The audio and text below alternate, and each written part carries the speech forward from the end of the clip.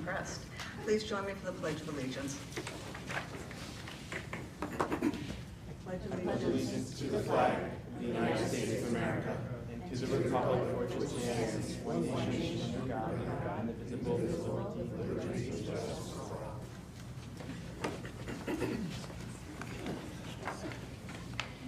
I need a motion to approve the agenda for the business meeting of September 18th, 2023. Sarah, Angela? Any discussion? All in favor? Aye. Dave? Yep. Thank you. Thank you. All right, we have newly tenured faculty and new hires. So Mike, may I turn it over to you?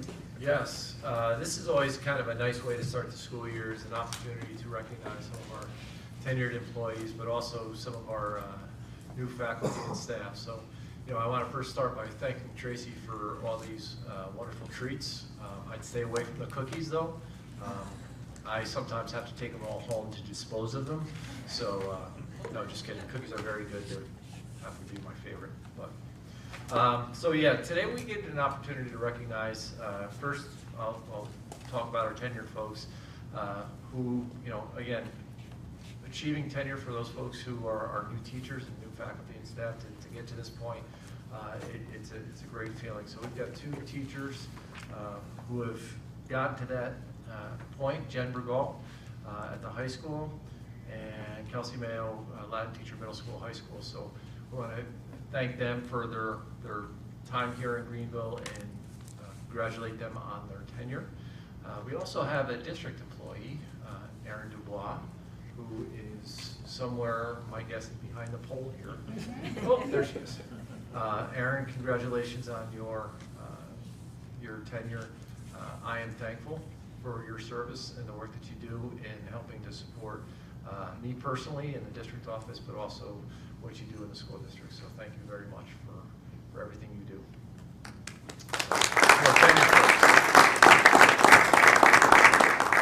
And we do have a number of new faculty and staff, and as I look around, I will start with a couple of district employees because I know they are here. We got Chastity McGivern. She is our treasurer. We are very excited to have her with us. She has come in at a time of great change in the business office, but she is really doing a wonderful job in learning.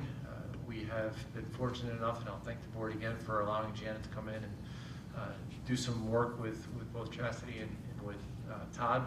So Chastity, thank you, welcome.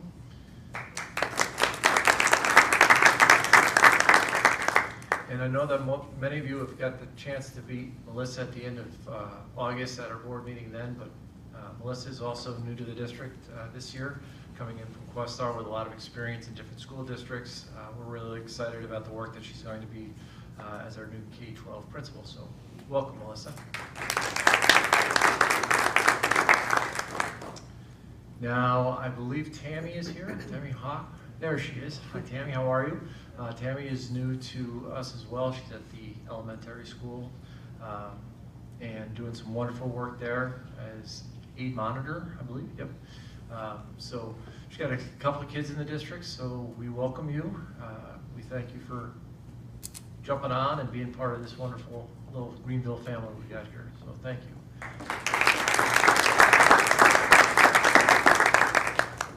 I do not see anyone else here. So just a few folks that we've got with us new this year. Madison Conlon is a fourth grade teacher. Megan Dietzman is at the kindergarten at the elementary school. Hannah Fay is, I believe, ELA, English, up at the high school. Julie Gandolfo and Tammy again is here. We've got, okay, this is going to be my problem with these names. Isabella Kazanchin. Close. Okay. Christy, you got it? Kazanchin. All right. She's up at the high school, obviously, because Christy can pronounce her last name. Megan Quinn is a fifth grader. Oh my gosh, I'm getting old. She is a fifth grade teacher down at Ellis. And then Renee Royer and Corinne Oot at the high school, middle school as well. So welcome to, it's always nice to have new people join us. You know, we go through this process of hiring, and you know, I still maintain it's one of the most important things that we do, getting good people to work with our kids and to be part of this team. So I welcome all of them, and I wish them nothing but the best of luck in their years to come here in Greenville. So thank you, everybody.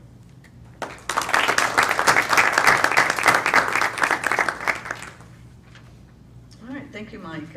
Move us on to our open forum, and the 30-minute open forum is the time the board sets aside to hear in-person comments from the public.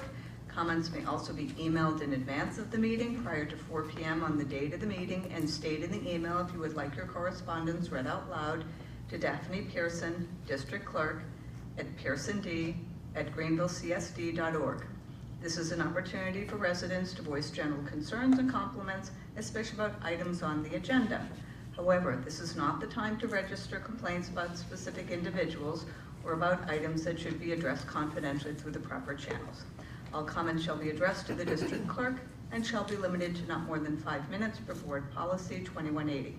Please note that members of the board may not be able to directly respond to the public and to citizens concerned during the public open forum. Is there anyone that would like to speak? Do we have any emails? We do not. Okay, then I am going to move us on to our presentations, and we have the auditor's report for the 22-23 school year by Benadio and Company, certified public accountants, and we have Alan Walther. Did I say it correctly? Thank you. Wonderful. Please join us, and if someone can provide, you could either use the podium, and we'll get you a microphone, or the table, whichever is more comfortable for you. The microphones are very easy to move. There we go. Thank you. Thank you. Just to introduce myself, my name is Alan Walther. I'm a partner with the Benadio Group. We are the school district's financial statement auditors, and we have issued our audit report for the school district for the year ended June 30th, 2023. Last week we met with the audit committee and we reviewed the reports in detail. At that time and tonight, I'd just like to give a brief overview of the overall results of the audit. We issued, there's actually 5 reports that we issued. We issued an audit of the school district financial statement. We issued an audit of the school district's extra classroom activity funds. We issued a uniform guidance audit report, which was because the school district expends in excess of $750,000 in federal aid. We issued a required communications letter, and we issued a management letter. The overall summary of the results for the year: our opinion on your financial statements was unmodified. That is the highest level of assurance we can give on your financial statements. That is the opinion that all the users, state education departments, the bond rating agencies, etc., will look for. With regard to internal controls, we found no material weaknesses or no significant deficiencies. With regard to your single audit reports, your federal programs, we found no compliance issues. Our audit report on your extra classroom activities funds was unmodified as well. We audited, the major program that we audited for your federal aid was the COVID-19 Education Stabilization Fund. That was part of the federal stimulus monies for the federal grant. In financial highlights, your general fund balance as of June 30th was approximately $7.9 million. Of that $7.9 million, $1,346,000 was unassigned.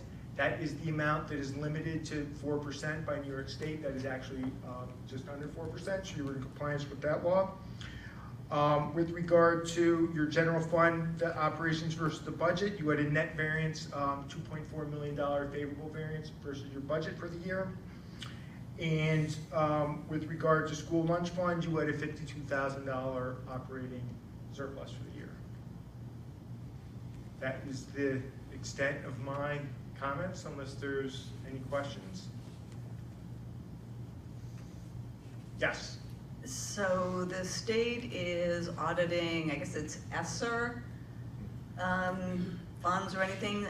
do they take your statement and then like include it in? Could you talk a little bit about how the two marry together? So the ESSER funds are part of the COVID-19 funds, and the state is going around, the Greenville is not being picked on, they're going around to many school districts. Many of our clients as well are being audited. I think they'll look at our report, read our report, but they'll do their own thing. The state is monitoring you. If you look at those reports, the state gets the money first and they pass it through to the school district. So this is part of their subrecipient monitoring. So they'll look at a report, but I think they'll do their own thing.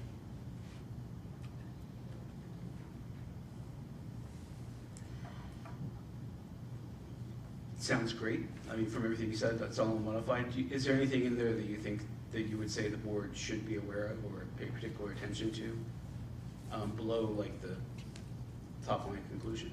We issued a management letter. There was really nothing of any, journal entries, just make sure that you approve those kind of thing. There was really nothing of real great significance. If we found anything of significance, then we need to report it in our reports. It becomes a significant deficiency or a material weakness. They're just a handful of, tidy up type things, but nothing of any great concern. And Jay, I think to that point, I think some of those areas of concerns were around some of our clubs and the management of student accounting and things like that. So there were some of the areas that I think we've been gotten some of that in the past, and we continue to do the training with our advisors and students, but students turn over every year, and that is the area that we had a little bit of an issue with. Any other? I'm sorry, do the treasurers, the club treasurers go through annual training? Yes, they do. Yep.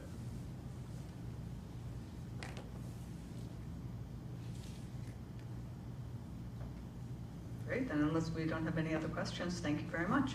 Thank you very much.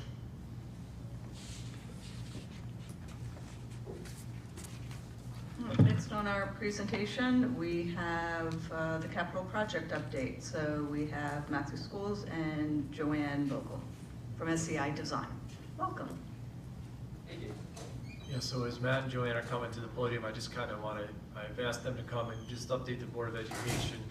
Sometimes, we voted on this project back in December, and people kind of forget about it a little bit. I wanted them to just come by and update us on where we're at. We're pretty close to the timeline that was laid out pre-budget vote, just to give everybody an indication of how we're doing, where we're going, and what's next. So I'll turn it over to Matt and Joanne. So yes, thank you. We are on track with the schedule that we set out in the beginning. We are always trying to improve that in every way we can. So regarding the large capital project, we just passed a major milestone. We have submitted the permit drawings to facilities planning at New York State for review. So those got checked in just last week. Right now, Mr. Bennett and I are actually working with the coordinator at facilities planning to see if we can get granted a little bit better review time.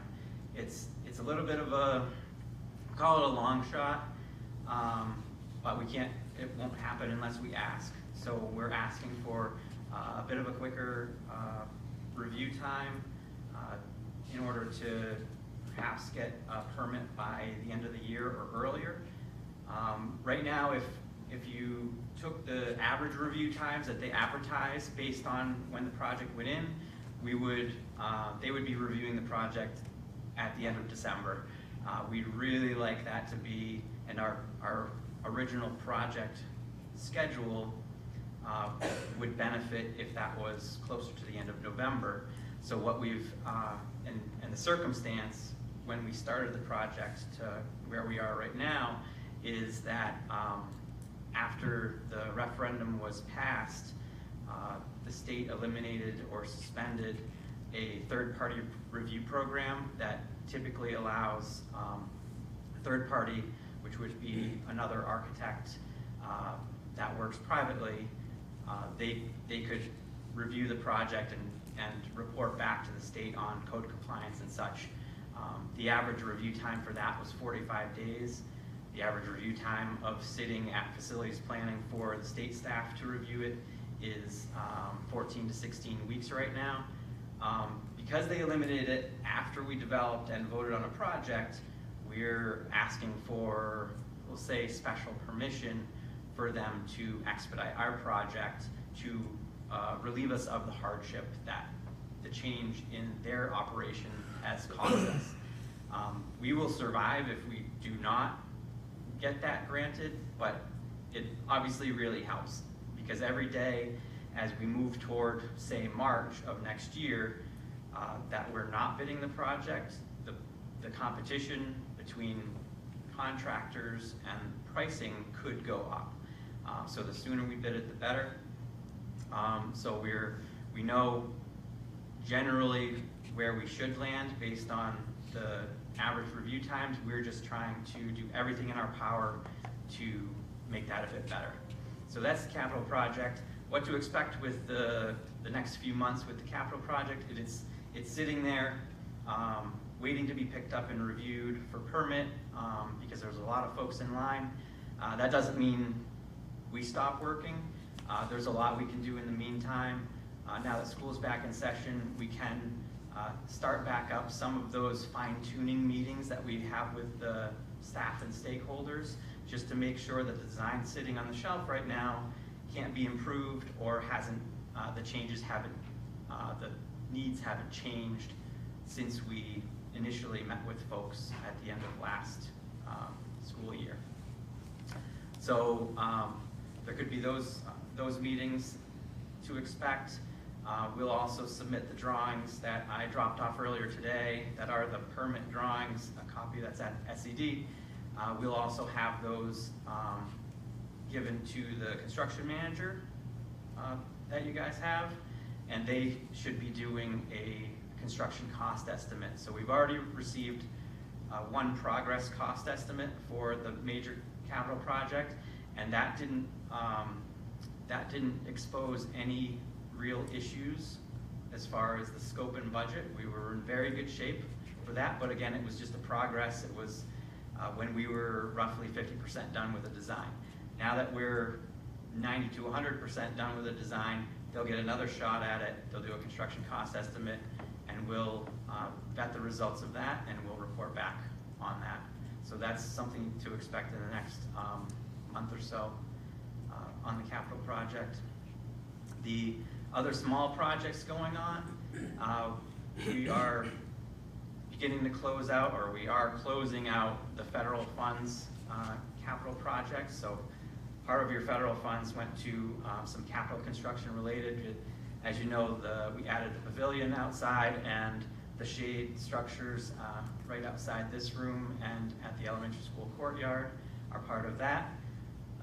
We're getting to the point that we're substantially complete with that and can close those contracts, so the reimbursement paperwork can be finalized. The other thing we have going on right now is the dust collector work, which we've talked a lot about. Right now we continue to wait for the dust collector equipment to come in, but over the summer, as you can see, there are a lot of duct work and pre-work has been done, so the space is essentially ready to plug that equipment in when it arrives.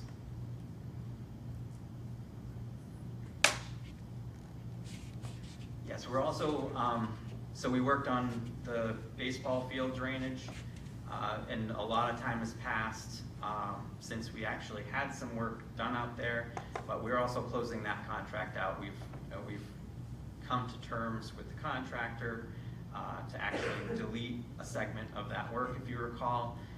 So everybody's agreed on credits to come back to the district, so we can reduce their scope and close their contract out. Questions? For the capital project, I had asked before about energy efficiency measures, what you could include in the project, and I know at the time the answer was that's later in the later phase. I don't remember when. Can you give an update on that? Are we there yet, or if not, like when do you actually start evaluating what opportunities there might be? What would be cost effective to include?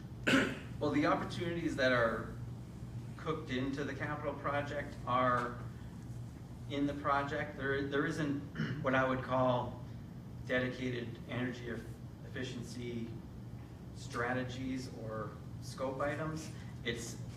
They're more so cooked into mechanical equipment and the boilers we're trying to install at Ellis, and just the infrastructure that we use in the building.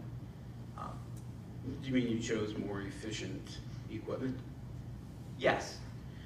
Part of the question was the state through NYSERDA and maybe through Central Hudson has incentive programs that Yes. could help us make the investments. So are you looking at those opportunities to get some incentives to support those investments? Yes, where we qualify, we will absolutely pursue those things. Oftentimes that happens at contracting and purchasing, so we know exactly what we're getting and how it might apply, but that is part of the strategy, yes. Okay. Yeah, I don't want to overpromise that there's large amounts of energy efficiency items. I mean, we've done entire districts with all LED lights, and you get something, but you're not getting a massive windfall. But you are reaping the benefits of lower energy bills. Okay, so basically the decision, sorry, excuse me. If I understand correctly, you haven't made any decisions yet about necessarily what to install, but when you go to make that decision, you'll see what incentives might be available to support the installation of certain equipment. Absolutely. It could save us money on the back end. Yes, and even though we specify certain equipment, we're always subject to substitutions and equivalents to what we get in a low bid public setting. So we essentially do our best to write the specs and encourage that the best stuff goes in. Okay, thank you. So we'll continue to track that. We understand the interest for sure. Okay, thank you. Any other questions? Thank you. Thank you. Appreciate the update. Is Chris here? He's not here yet, so we'll go to the. Okay, then we're going to jump over 5.3 and switch over to the opening of school. And the administrators, I believe, will be providing us with an update. Come on down.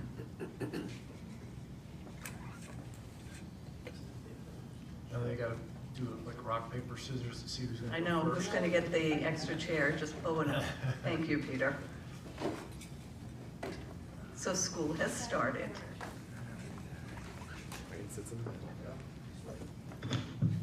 Good evening. So my name is Peter Mahan, and it's my pleasure to talk to you about the beginning of the 2023-24 school year.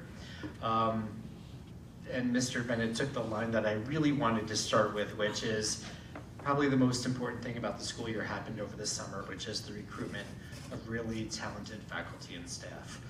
We're very excited about having new people join our team, not just for what they bring a tremendous amount to the table, but we also know that by incorporating them into the culture of our district right away, we can assure that their goals are aligned with our goals as well. And so we're really excited about those folks, and we do think they're going to add value and challenge us and help us to be a better place. So we're excited about that. They don't just fill a position, they add value. At the elementary school, our enrollment is up slightly from this time last year. Not a tremendous amount. We had about 490 students late last September. We currently, as of today, have exactly 500 students, including our pre-K population. We have 5 sections of kindergarten, 5 sections of first grade, and then 4 sections of the following grade levels up to 5th grade, plus our 18 UPK students on campus. In order to make all the students feel welcome and part of the community, we started before school began, not just with letters and videos for me, but also a really fun scavenger hunt where we had to build a Spartan as we walked around the building and made sure boys and girls knew where they were going and how to find the places that mattered to them. This is a new tradition. We started it last year, and it's really grown very nicely. Several hundred of our students came with their families, really well attended. We do morning hours, but then also afternoon hours so that we can accommodate parents' work schedules. The scavenger hunt was a lot of fun. But then we also do a lot of things to build community and character. So on the opening day of school, Mrs. Macaluzzo and I had wonderful assemblies with the boys and girls talking about all the great things that they can look forward to, but also if we're gonna get the most wonderful experience from this, we have to know what the rules of the school are. And so we talked about our rules, and then we talked about character and being Spartan strong. And on Friday, we actually arranged for a magician / comedian who came and spoke to kids in smaller groups. And the kids had a great time as he kind of reinterpreted our Spartan strong values into a really great presentation. And we're going to be continuing that with character assemblies that continue this week for our September theme, where we talk about welcoming students and the difference between teasing versus joking. Be an important theme for this month. I won't go into our building priorities. I know we're going to be talking about that in an upcoming Board of Ed meeting, but we're really excited about what we're going to be working on this year. The other thing I want to mention is I know many of you were able to see during the tour of facilities the elementary courtyard renovation, and that's already proven itself to be a really valuable space within our school. On the second day of school, when it was incredibly warm, we were able to switch recesses so that we could have courtyard recess and be in the shade and just set up all the 20 tables underneath that awning with Jenga blocks and Legos and coloring sheets and all that, and give kids an opportunity to get fresh air, but also the opportunity to experience their school in a little bit different way. So we were very happy about that. Okay, with the middle school this year, we are up in terms of student enrollment up 250. Last year we were about 228 at this time. And really it's not because of a larger cohort moving into the middle school. We did have a 5th grade is a little bit larger cohort. There's currently 91 students in the 6th grade.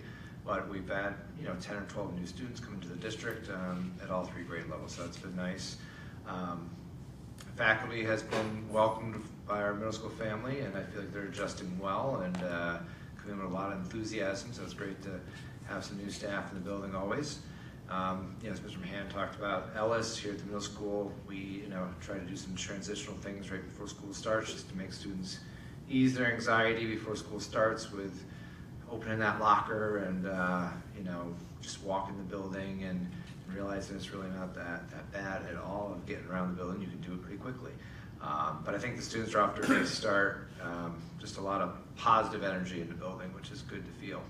As we started the year, one of the things as a staff that we consistently try to talk about is through our PBS model, talking about wherever you are, there are expectations, and we use those 3 things: be kind, be responsible, be the best you can be, to teach them, within those 3 things, what is it like to be kind, be responsible, be the best you can be in the classroom or in the hallway or the cafeteria. So all those things are being reviewed with students right now. I also take the time to talk to students about the code of conduct and the seriousness of some of the things that can occur around the building and just safety things too. So it's always important at the start of the year and the students ask great questions. We'll have our first PBIS rally next week, periods 8 and 9, with some students versus teachers, little competitions, which will be fun. We had a blast with that last year, so we're looking forward to that again. As Mr. Mahan talked about too, down at Ellis in their courtyard out here, your way, sorry, Ms. Morgan, but the classroom out here, right off the library here, was on our building tour, but again, students seem to really be enjoying it and just having some nice time during their lunch recess just to decompress for a little bit as their day is very busy. So that lunch period, lunch recess period of 40 minutes is a nice time of the day for our students to kind of just have a little time themselves and enjoy their friends. And that addition, I think, has been very welcomed by the students. Open house is this Wednesday night, so we're looking forward to seeing a lot of community members in the building here. It's a great way to kind of just get those, put a face to a name here at the beginning of the year, just get some of those open communications started. One of the things I just want to say too is that at the start of this year here, the staff, we've transitioned to a new student management system with Synergy. Our staff, whether in the office or in the classrooms, are all working very hard to adjust this new system and putting in a lot of time with that. We're talking about a lot in our faculty meetings, but just kudos to them for kind of taking this on, and it's not an easy thing, but we'll get through it, as we always do with things. And then just lastly, this summer with our BLTs, met and looked at a lot of our data, and again, I think we have some great goals that we'll discuss next week or next month. We've kind of started really talking about them at the building level already of just, we create a lot of our goals with in mind of, how is it again going to help be a positive change for our students, whether it's academically or with their learning behaviors, but is also whatever we're doing going to be sustainable too. So those are always important things. So thank you.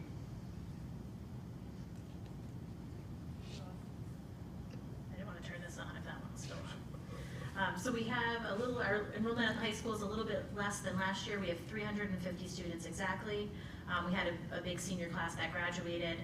Our biggest class right now is our sophomores with 95. All the other classes are in the 80s. So that's what our enrollment looks like. We had a successful freshman orientation. It was one of the dates that Mr. Reeve had the 6th graders come in and look for their lockers as well too. So it was nice to see, families in here not only doing middle school stuff, but doing high school stuff as well too. The start of the school year, I think, went really well. We had high school faculty and staff and other administrators outside welcoming students back on the first day of school. We had our the Spartan, he was, made an appearance that day. So, just greeting students, not only at the high school and middle school, but I believe he was also down at Ellis as well too. We are really busy with our student athletes as well too. If you haven't seen the Facebook post from Greenville today, we have a rapping librarian, and she kind of went over the protocols here for the library, how you make this a safe environment, how everyone is welcome, and then she threw some tips in there too on book etiquette as well. So if you haven't checked that, make sure that you check our rapping librarian on the school Facebook page. Just like Mr. Reeve, I've been pushing into classes the past week or so too, talking about expectations, code of conduct, things of that nature. And one of my slides was, what do you think every adult in this building expects from you as a student? And Mr. Reeve, I don't think I told you this, they use your little motto: be kind, be responsible, be the best you can be, the choice is yours. So almost every group of kids that I've talked to said that, so it worked. And like Mr. Reeve said, this week we have open house coming up on Wednesday. We also have college visits starting October 5th already. I popped into Mrs. Hughes' senior seminar today, and I got a little bit of anxiety because they were talking about applying to colleges. I'm like, okay, this is the real thing. Like, our seniors are already preparing, right, Harrison? Already preparing for what's next. We have 13 different colleges that we'll be visiting throughout this fall as well too. So I'll make sure that I share those with Mr. Bennett so that he can update you in his Friday board updates. Oh, and one more thing too, we're having a pep rally for our athletes, welcoming our athletes the 29th. That's our homecoming weekend. So 9th period, we're having a pep rally. We're getting pumped up for the homecoming weekend, the homecoming games, and there's also a dance that night as well too.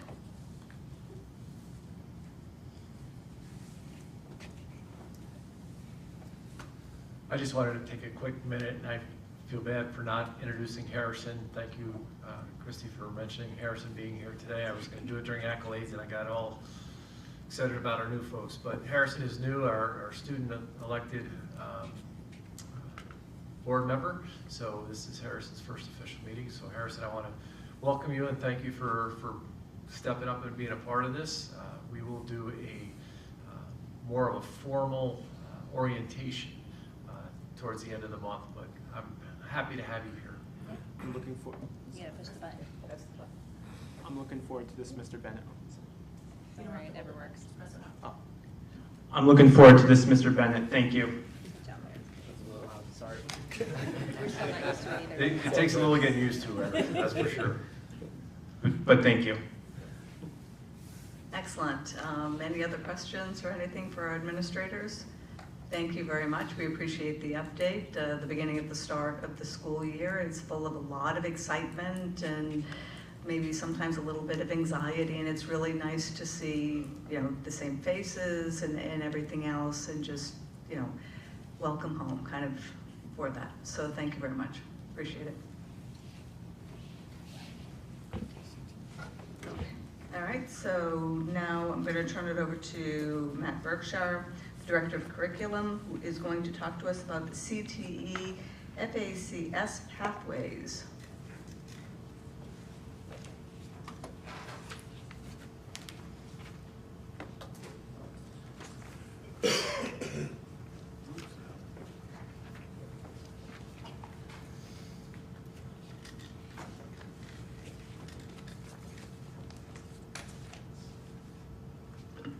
Thanks, Tracy, appreciate it. So we're excited to present our Family and Consumer Sciences pathway to the Board of Education this evening. I'd like to introduce Jamie Pecklack here. She is our high school, middle school FACS teacher. Hello. So we believe that multiple pathways recognize the importance of engaging students in rigorous and relevant, relevancy being the important word there, academic programming.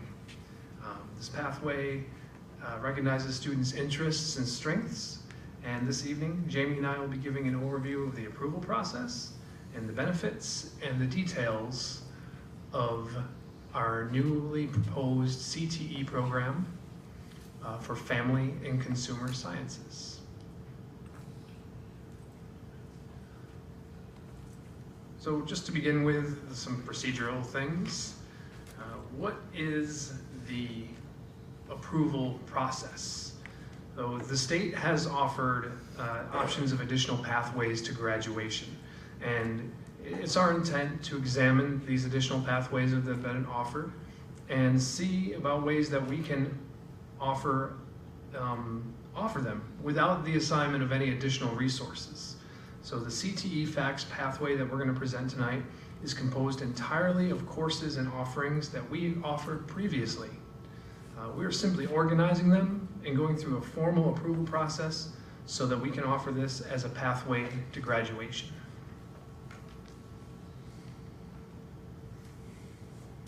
So there are 4 big steps to NYSET approval for a pathway to graduation, and so bringing it down to 4 steps makes it sound easy, but the self-study process actually started back in March of 2022.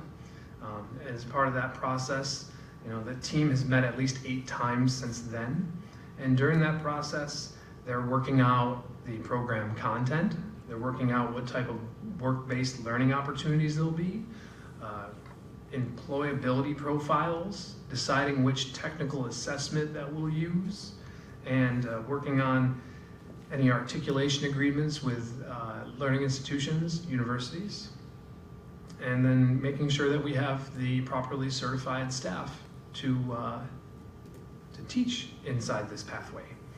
And so that's the first step, and that's been going on for a year and a half now.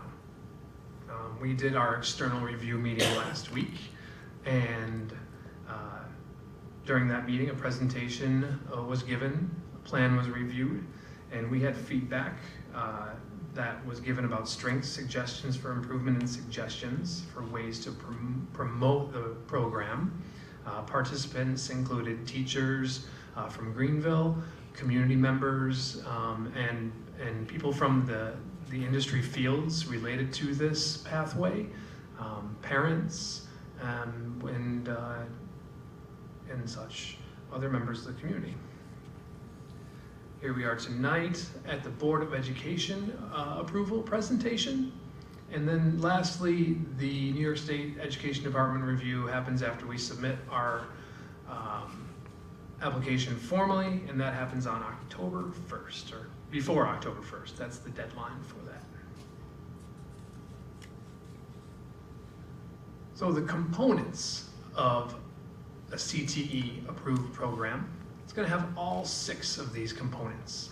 So to begin with, the courses that you're offering have to be meaningful and connected to the academic content that you are pursuing, right? So in this case, it's family and consumer sciences, and we want everything to be connected there. We look at work-based learning opportunities and what we're providing for our students, as well as it having a post-secondary agreement. In this case, it's with SUNY Cobleskill, and we'll talk about that a little bit more later on. It has to have a 3-part technical assessment, so actual formal assessment that takes place before you're able to exit via this pathway. And you have to have certified teachers in the pathway. All right. So just to go over, what does a CTE graduation pathway look like, and kind of connect it to the other pathways that we have. So to begin with, you have to have 22 credits, right? Minimum diploma requirement of 22 credits, that's step 1. And all students have to have 4 New York State Regents examinations, 1 in English Language Arts, 1 in an area of science, 1 in math, 1 in social studies. Now, if you move into one of these other pathways, here comes this +1. They call this 4+1. So there's a CDOS option. There's what we're talking about tonight, which is CTE. There's a STEM option, which you would take another Regents in a science or a mathematics area. Humanities, you would take another Regents in a social studies area, or another approved examinations in English. For art, there's an approved examination that would have to happen through art, or languages other than English. You can follow that pathway if you take another assessment. I think we call it the checkpoint B. In addition to doing the 4+, well, in the case of the CTE pathway, the +1 is a 3-part industry-based national technical assessment. So there's approved assessments for these sorts of programs, and so it has to be approved as part of this process. We do have other CTE programs in the district. We currently have a CTE Tech program, as well as a CTE Ag program. So this would be the 3rd one that we are proposing.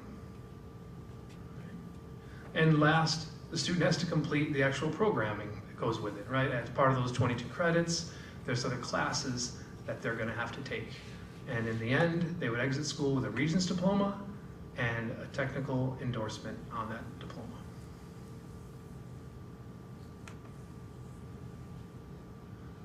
All right. Okay, so our Family and Consumer Sciences program, we have kind of spent the last couple of years forming. We are calling, oh, that's our name up there, Early Childhood Education. We changed it, didn't we? Yes, we did. Yeah. It might have been a later copy, that's okay.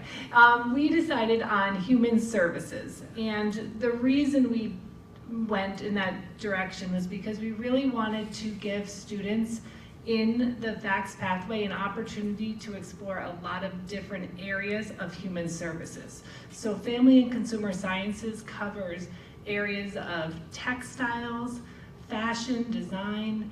It covers tourism, hospitality, culinary, and then family and human studies, as well as early childhood and childhood development. So it's such a broad area, and we wanted to encompass as much as we possibly could to give our students lots of different experiences in the Family and Consumer Sciences realm. So we decided to call our program Human Services, and it really does encompass a lot of those areas. So students would take, for the required courses, child development, growth and development, education as a profession, food and nutrition, and advanced foods. Advanced foods and textiles are 2 courses that would be taken as an elective or a choice. So they would choose one of those and take the 3 top ones that they would have to take in order to complete the pathway. We pair that with our junior and senior seminar, which already is in place, and between the two, we have a fully developed CTE pathway that encompasses all of the areas that we need to get to that +1 for the pathway. In order to make this work, we have to have an articulation agreement with a higher education, which we chose to work with SUNY Cobleskill. So SUNY Cobleskill has agreed to undertake our child development class for college credit. So students who take the child development class can receive 3 credits through SUNY Cobleskill. So that is a really awesome opportunity for students within high school to be able to do that. And we worked very closely with the professor there, and we changed some things within the child's development course to really encompass what they really like to see at a college level. One of the things we kind of fine-tuned, we already had in place, but was our opportunity that students in child development get to do observation hours down at Ellis. And I love that we bridge that gap, and being on one campus makes it so manageable to do, but students spend time in Ellis getting some really valuable hands-on experience working with children, which just opens another pathway of, is this a career option for me? So we have that in place, which we're really excited about as well. For our examination that will be part of our 3-part examination, we chose a precision exam in child development. And that would be our formal assessment given to students. And I think Matt will talk about the other assessments when we are talking about junior and senior seminar that make up that 3-point assessment to really make this a rigorous pathway for students to achieve. So that is where we ended up with our pathway, and I'm very excited to see this kind of go through. We've come a long way with Family and Consumer Sciences in Greenville, because just 3 years ago, we only had a part-time teacher in here, and we only were able to offer 2 electives to our students at that time. So we've really seen growth in the last 5 years, and I'm really excited to see where it goes from here. And really, Greenville does a wonderful job supporting their career and technical education, so it's something to be really proud of. So a quick question before we go on. Yeah. What exactly is a precision exam? So that's going to be a standard-based exam that we choose from, so it's going to be an outside assessment that students are taking to make sure the rigor of the program meets the requirements that the state would like for a graduation pathway. There are certain ones that we can choose from, right? They give us kind of a menu. You know, these meet the criteria, select one that you think fits your program. Sorry, so it's one selected for the program, or is it, can you select among the options for each student in the program? One selected for the program. Okay. Yeah. I'm learning too. Before I go on and speak to some of the benefits that students that participate in CTE pathways and students that will be participating in our FACS pathway would gain, I just want to talk about some of the programs that we already have in our CTE pathways. So, you know, what are we offering and who's taking advantage of it? So, we have 2 CTE pathways that I mentioned before. We have Ag and Tech. This would be our 3rd. So last year we had 5 students graduate through the Ag pathway. And right now it's looking like we'll have 6 students who are on the path to graduate for Ag, and potentially 2 more. There may be others who might qualify by the end of the year as well. This is our first year offering the Tech pathway because it was just approved last year. So with the program being new, it's not clear who's officially on the pathway. But right now, what we really need to look at is the students who are enrolled in our Principles of Engineering course. That's the key course for the beginning of that pathway. And as of right now, nobody's actually enrolled in that this semester. So one of the things that we talked about during our external review when we were getting feedback was, how do we promote this? How do we make sure that parents and students understand what is this pathway, what are the benefits of it, and how it all works, and that it's an exciting opportunity that's out there.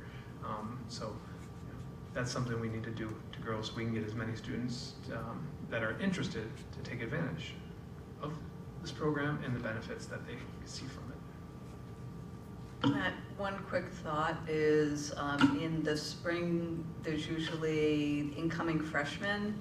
Would that be an opportunity, because parents attend that, to expose the students as well as their families on these potential pathways? Yeah, there were some really good suggestions, that being one of them, another being open house nights for middle schoolers, where you could have fax, you could have CT, or you could have fax, you could have ag, you could have tech set up, and students can see that these are alternative routes that I have. These are choices, and we have them here, and that's cool.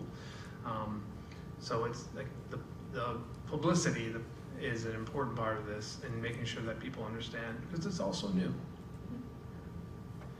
right, so students who are taking advantage of this get these benefits, right? So they're coming out, the standard's asking for students to be college and career ready. We are indeed doing that here, right? They are learning kind of the nuanced parts of a career. They're getting experience working in a classroom, right? There's real life connections that are happening between something that they're exploring for their career and understanding whether or not it's a fit for them. Jamie mentioned the opportunity for college credit that we have established with SUNY Cobbleskills. So for the FACS pathway, that early childhood and development class, they can get 3 credits at a reduced rate. So college credits in the pocket at a reduced rate. That's good for everybody. Students are, as pointed out, eligible to participate in the 4+1 graduation pathway.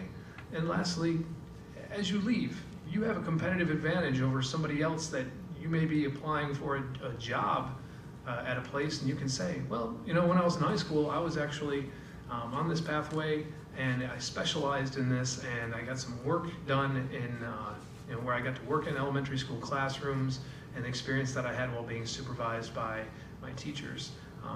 Take that over somebody who has no prior experience. That person who's exiting this pathway is going to have that advantage.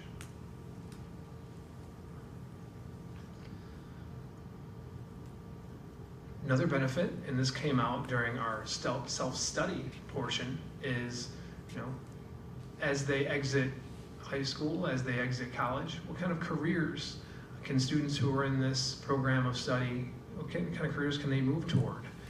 So this is the projected job growth in these fields. So when we look at the 2 fields that this pathway focuses on, human services and hospitality and culinary, the Department of Labor looks at 10% change as being strong projected growth.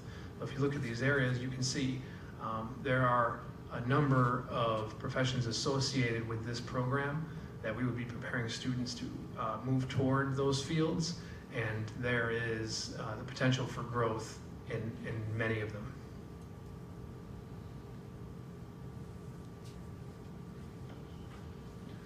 And last, a benefit is, as part of this program, we do this employability profile, right? So we're looking at some of these softer employability skills, right? Learning attendance and punctuality, those kind of responsibility pieces that we all have to learn before we become professionals. Workplace appearance, taking initiative, paying attention to your quality of work, working together with a supervisor, getting feedback, improving the work that you're doing, learning how to function as part of a team. These are all things that they're learning under the supervision of their teachers here, inside a community where they feel comfortable and where they're supported as they grow. Could I just comment? Yeah. I think that's great. I mean, I know there are a lot of people coming out of college or high school or going to careers who don't have the soft skills, don't understand how to, I guess, do the basics of being in an office or in a job of some sort. So I think it's good that we're giving some foundation for them to be able to hit the ground running in that way. Yeah, it fills a need out in a kind of greater workforce, and you know, students leaving and having those developed, I think it goes a really long way, really long way. We can learn a lot of the other skills, right? We can learn how to process paperwork or learn how to do a certain task. These types of things take time, and the earlier we can start on it, the better we are.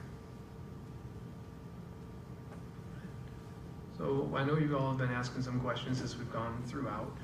Just in closing, I'd like to say thank you for supporting career and technical education here at Greenville. Do you have any other thoughts or questions for us? I have one question. I know you mentioned 3 credits at SUNY Cobleskill. Is there communication or talk that's spread out across all SUNY schools? Or is that only at SUNY Cobleskill? Right now, the way it's set up, it is only with SUNY Cobleskill. And about what percentage of students from Greenville, I know it's going to vary, but how often do students from Greenville go to SUNY Cobleskill? I don't have that information. I'd have to get that for you. Jim, I'm going to talk just off the cuff, maybe 20%. I mean, I think it's significant. So this is absolutely, and again, I pulled that number completely out of the air, but just anecdotally and thinking about it, Kelly, what do you think? I'd say it's close. Yeah. Every year? Some years maybe more than others, but definitely a good percentage of the graduating classes head that way. Okay. Thank you. Okay, I've heard this twice, but I still have 2 questions for you, sorry. So my first one would be, what's the approximate time frame for a student? Like, when would they have to decide to take this? Would this be a 9th grade thing? Is it something that a junior or a senior can then jump on and still finish in time? Correct me if I'm wrong here, but a junior and senior, I believe, could pick this up and still have enough time to complete the credits in the program, in the pathway. Okay, and then my other question would be, so going forward, if we were to expand the FACS program with more classes, more staffing, whatever that looked like, how does that work? Do you have to go back and review this whole thing with the state to get those classes added to the list? Yeah, that's okay. If we can make this more dynamic, Okay. it's work worth doing. Okay. Yeah, these courses are all courses that we offer already. So they're in our book and ready to go. Jamie, a couple questions.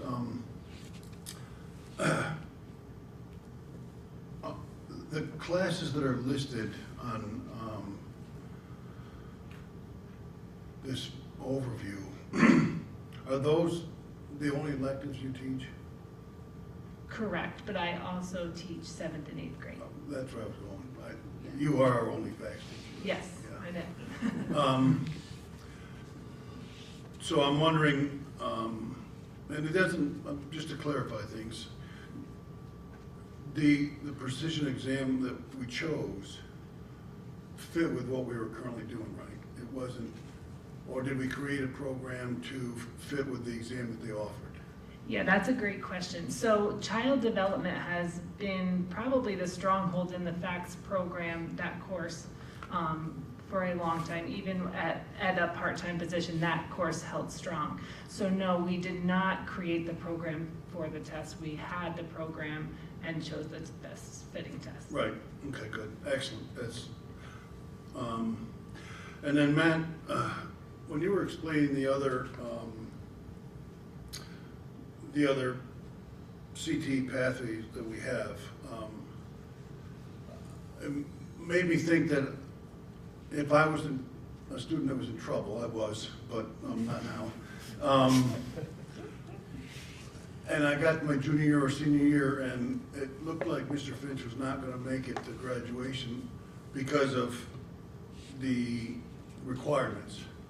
The guidance counselor able to say, you know what, you're going to make it if you, because I looked through your transcript and you've taken this and you've taken this and you've taken this, you will qualify for this pathway. They say, okay, that's the way I'm going to go. Can it go that way?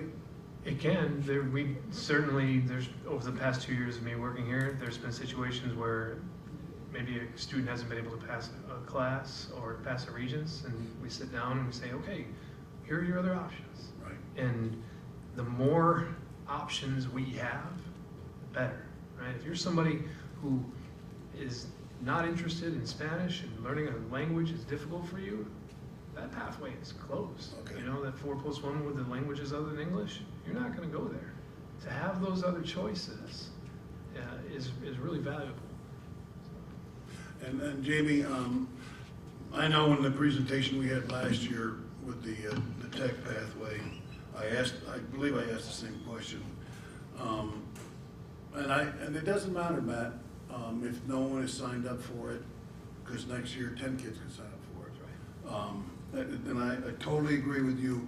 We have to offer this stuff because every class is different, and that's just the way it works out. So you have an idea of how many kids you potentially could have?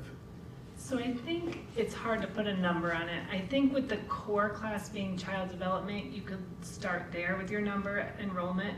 And enrollment in child development is generally about 15 students a year in that class.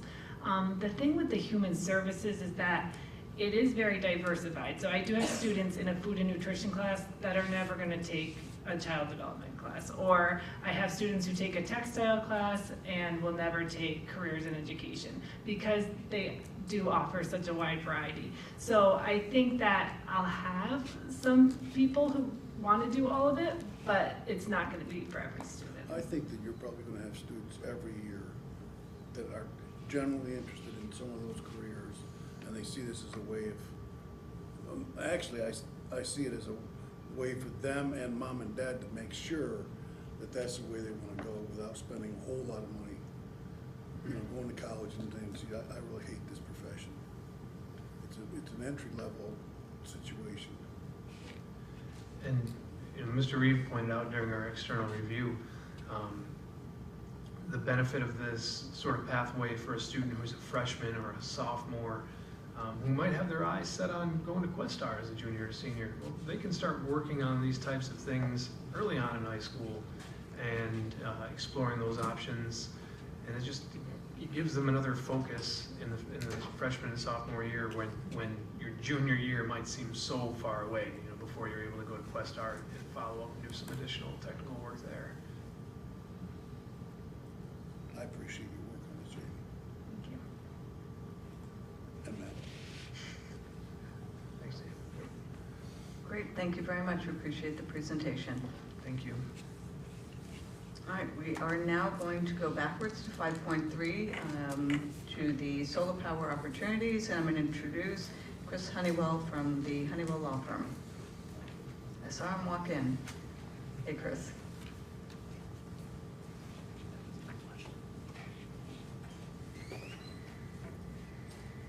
Hi, everybody. No, if you press the... Hi, everybody. Figured the light made a good sign there, so. All right, thank you. I'm Chris Honeywell from Honeywell Law Firm, everybody. Thank you for having me back here. I'm reviving an old topic, solar pilots. It's been a couple of years. I think there's a couple new board members, so I'll go quickly about it. So essentially, New York State is incentivizing solar energy.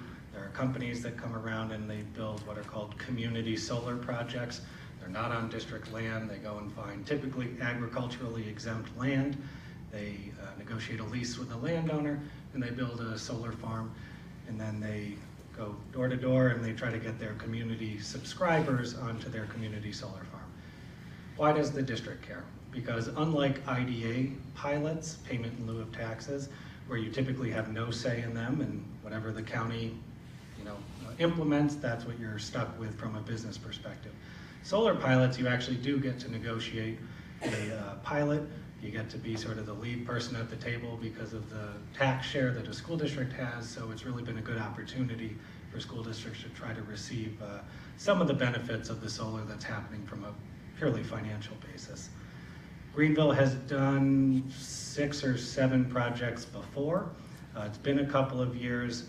This particular project, Sky Solar, actually came probably about over a year ago, 2 years ago, to the board here, and we had been going back with this company, and then they just dropped off the face of the earth here. They're same with another client of ours that is doing a project with them. They have since reached back out. They're ready. I think they were having some finance issues as well as the supply chain issues. They just knew they wouldn't be able to build the project when we were last discussing this. I'm just reviving an old project negotiation. That project's back. I just want to let the board know. We're reviving our conversations that occurred at the time. And the good news for the board is that generally solar pilots have become, although still great for school districts fiscally, in my opinion, the profit margins have gone down for the companies. So what we would get today in agreement is not the same that we would have gotten 2 years ago, but for the fact that the county has done a great thing and they've locked in the overall pilot rate at $8,750 per megawatt AC. So we're getting the same rate we would have, we're countering within the same numbers we would have 2 years ago, which is better than if a new project were to come to Greenville and start from scratch. I would say, hey, you're not going to get that number that we did a few years ago when we were doing projects. So it's actually a good thing that the county has done that. We had a conversation with the county and with the town and the solar company when they were looking to revive all of this. So we're back on track with at least this particular pilot project and negotiating it. And hopefully the next conversation will be, here are the proposals, here's the final numbers that we think would be achievable for the district. Again, it's easy because the county has a locked in overall total pilot rate, which hampers a little bit of what companies can do with negotiations. So we'd be getting the school district's proportional share of that. As a reminder, this particular project is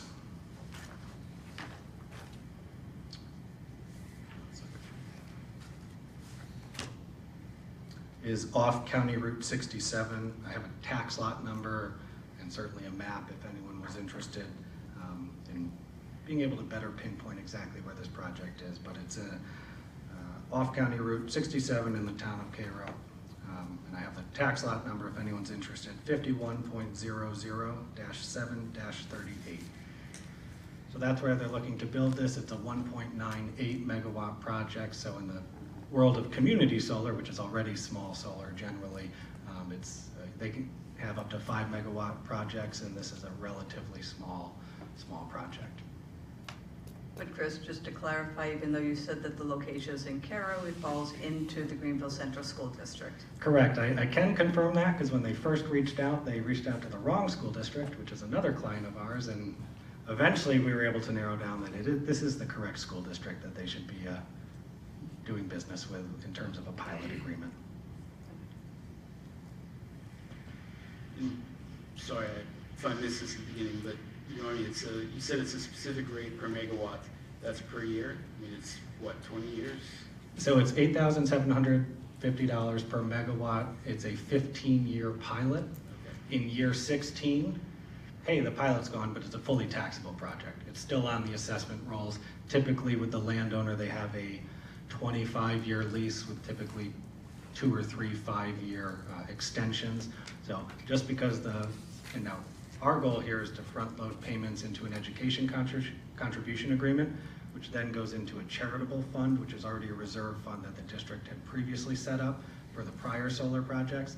So it's a nominal pilot amount that you deal with over those 15 years, but then on year 16, it's a fully taxable project. So it's still valuable to them, it's still gonna be operational, so don't think in year 16 it goes away. The town in this case did require a decommissioning bond, so if the company goes belly up, there's still someone who has to come in and deconstruct the project, but quite frankly, they're valuable. Somebody will buy it in a bankruptcy proceeding and continue to operate it, would be my guess. And did you say when they plan to start operating?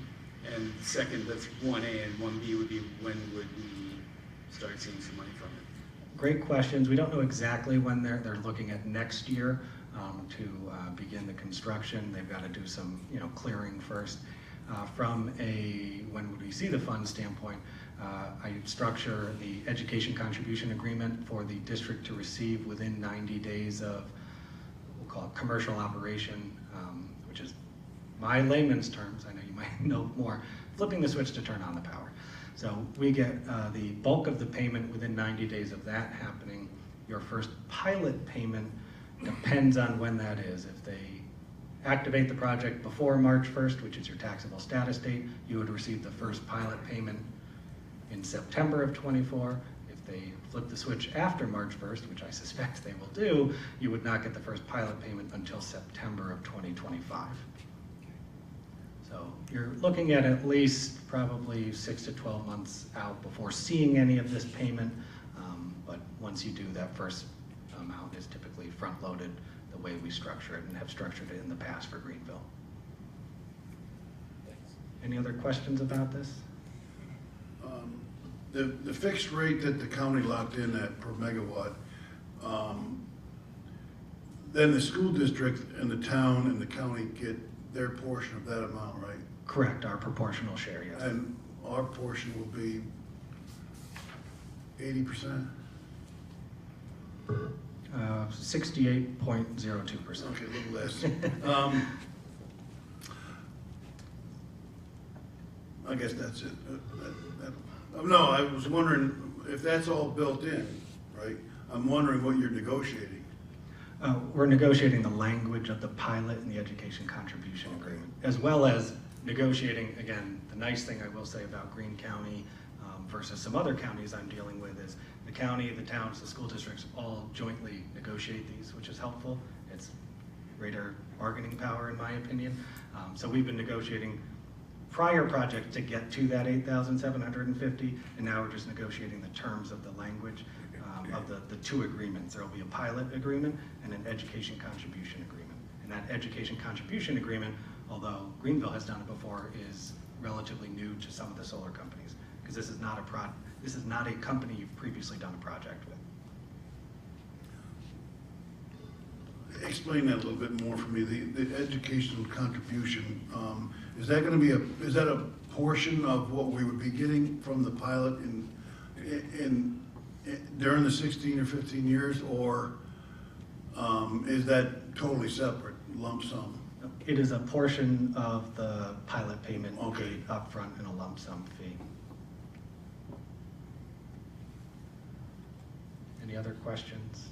And again, once I've had another conversation with them, hopefully I can bring you back some numbers and what that would specifically look like for Greenville with those two particular agreements.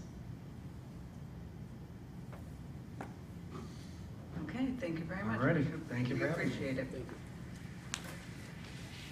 Thanks, Chris. I'm going to move us on to the discussion items. We have several. We'll start with the ESSER audit update, and I'll turn it over to Mike Bennett. Yeah, so just wanted to quickly update the board. As Tracy had asked Alan, in regards to audits, we have started our federal and state funded, or state audit right now, where we are going back and taking a look. Federal government wants to have a better understanding of the monies that were given to school districts and how they were spent in comparison to their plan. So we have started the process over the summer, which has taken a lot of time out of the district office. The business office has spent a lot of time gathering information, uploading it to the portal, a lot of different examples of evidence to support the use of those funds. So what we've done now is we've uploaded all those items. They are now going to go through some of that, and it basically prepares us for a series of more information that they'll take a look at from the district, and eventually we'll have a half-day virtual audit where someone from the state will come in, or the feds come in and ask questions about the work that has been uploaded and the documents that have been uploaded. So this has put a bit of strain on the time and energy in the business office.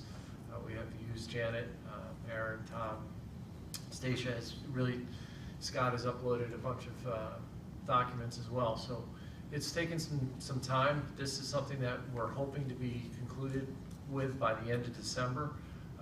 and we will have a better understanding of where we're at. And I thought it would be important for the board to know the level of, no such thing as free money. There is, we've got to be held accountable for this money, and right now we feel good about what we've been able to document and upload. Remember, this money came out pretty quickly with pretty loose guidelines. They got a little stricter as we got into spending the money, but I think we've done a good job of documenting and being able to put our hands on everything that they're looking for. So we'll keep you guys in tune in regards to how we move through this process, but I thought it was important that the board understand some of the work that we've done over the summer, and then early in the start of, I guess it's not officially fall yet, but it feels like that once the kids come back. So. And I just thought it was important that everyone kind of be aware of just the manpower is required just in some of the uploads and things like that. These are not 5-minute uploads. These are hours worth of uploads and so forth. So I thought it important to quantify it, shall we say. So thank you, Mike. Next, I'm going to turn it back over to you for the equivalency. Yeah, so in the infinite wisdom of state ed, one of the things that we have to do is we've been tasked to do, and this is new, an unfunded mandate, is the substantial equivalence. And what this basically is, it tasks school districts that have parochial or private schools within their catchment area we have to go and make sure, almost to play overseer of the work that they're doing to make sure that they are following what they need to follow in order to provide equitable education services to the students that they serve. And there's a pretty lengthy document that was put out by state ed in which we need to follow. Greenville is our school that we are connected with. Aaron Dubois has started that process, and getting out, we had it by September 1st, have again into the New York State portal, information gathered from them in regards to certain things. So during the course of the school year, we will have to continue to monitor everything from curriculum to different things, and just kind of report out into New York State what these schools are doing. And this could go bad in a lot of areas. Greenville, we've got a good partnership with, and we are kind of moving along slowly with, our oversight of the work they're doing, but we are now required to be doing this work. So again, wanting to give the board an update on some of the things that we're tasked with as to things that don't necessarily apply to us here in Greenville, but some of the things that we have to do with the schools within our district. Mike, does it require any on-site visits or anything? It will, some observations and checking of almost like an audit, where we got to go on and visit and talk with teachers about curriculum and things like that. So yes, it will take some time out of the district office to go and perform some of those duties. And Mike? Yes. When does it end? How much of the year? I think this is something that we'll have to be responsible for on a yearly basis. That was the next question. Yeah, so. I mean, literally within the year, did you say that it's an oversight throughout the whole school year? There's different benchmarks, and that first one was for September 1st. Off the top of my head, I can't remember what the next benchmark looks like. I believe it is in late October, early November, but I'll have to take a look. But yeah, there's different stepping stones throughout the course of the year that we have to go back and just make sure that we're reporting back into the portal. And in the annual process, I don't remember, was the district doing anything like this with any regularity before? No. Nope. Nope. This is a brand new requirement. Last question, is it too soon to tell them if you can fulfill the requirement with current resources, or if you need something additional? I'm confident that we will be able to, with our current resources. But again, I think not knowing to the full extent of the audit for the ESSER in regards to what that's going to require on top of this additional mandate, on top of what we do as a normal course of business. Again, we get UPK that we're responsible for oversight as well. You know, right now I feel as though that we'll be stretched, but I think that we'll be able to get done what we need to get done. But I will come back to the board if there is some assistance that we may need in regards to resources. Thank you for that. And so public schools are required to provide the oversight to any parochial or independent school, is that correct? Yep. Yep. Mike, has there been any pushback? I don't think anyone's thrilled with this particularly, but do they understand that it is what it is, not us? I think so. I think that you know, we don't live in a box. I think people realize that you know, we're required to do certain things, and there's, you know, equity is what everybody's shooting for.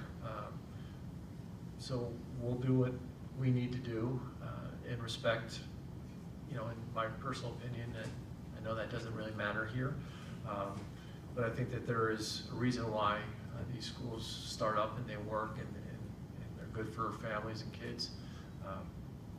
So we'll do our due diligence and do what the state requires.